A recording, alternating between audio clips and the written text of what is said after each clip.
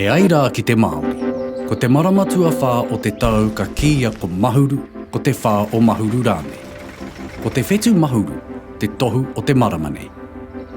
Ka taka tēnei marama i te takiwā o te hepetema me te oketopa.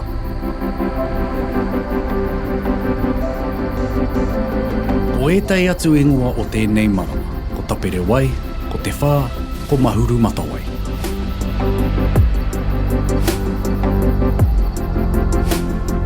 Koe nei te wā, kua pūmahana te whenua, ngā otota me ngā rākau. I tēnei marama, kua tīmata ngā mahi māra me te whakarite i te one ki te ono kai. Ko te hukinga mai o te pipi wharauroa me te koe ā i ngā motu o te moanenu Iakiwa ka tohu i te whā o mahuru. Ka hoki ngā manu nei ki Aotearoa ki te whānau i ana hua ki ngā koanga o manu ke atu. Ko te tangi a ngā manu nei, ka tohu i te marama o mahuru. Nā ko nei i putai te kōrero, ka tangi te wharauroa ko ngā karere a mahuru.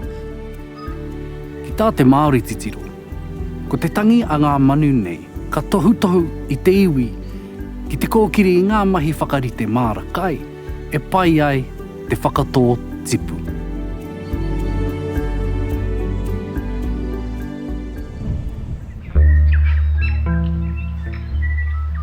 Tērā hoki ētahi tipu ka pua i te whā o mahuru, ko te pere, ko te pīnaki, ko te namu, ko te kānuka hoki ētahi.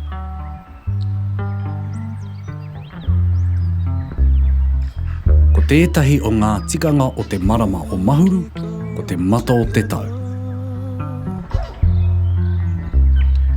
Ka haere ngā tohunga ki te ngahere ki te kato i ngā tipu hou me ngā pua hou. Ko ngā hua o te koanga i katohia, ā, i haria ki te tuāhu. Hei te ata hāpara kua karakea ngā tohunga me te tahu i ngā tipu hou hei whāngai ki ngā whetu heri kai. I whāngai hia ngā atua nei kia heri mai rātau i te kai ki te iwi.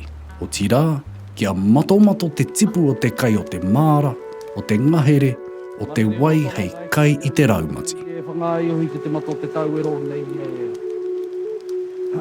Mahautonga ka eke ki te rangi e ro nei whangai ohi ki te mato te tau e ro nei E ro nei ka whakana e kūtau ngā atua ka piri ki te umo rangi nui ki a tau ki nui ki a tātau ki tangata.